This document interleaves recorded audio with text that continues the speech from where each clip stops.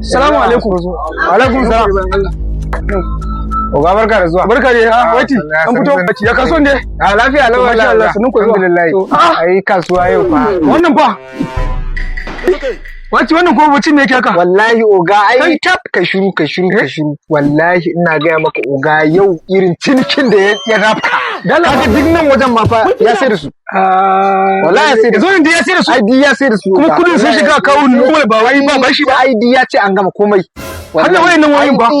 Ai oga wallahi duk ai yau muna cikin. Na kawo mana guri da kwali aka ya fita dukkan da ya siyar ne? Ai ya siyar oga. Ai ya siyar. Wallahi har suna shi an canza mishi. Ai oga har suna shi an canza mishi. Ka san me nake so da kai oga? A je gurin Aldibi abinci. Na'am. A mai lafiyayyen girki, abinci mai kyau.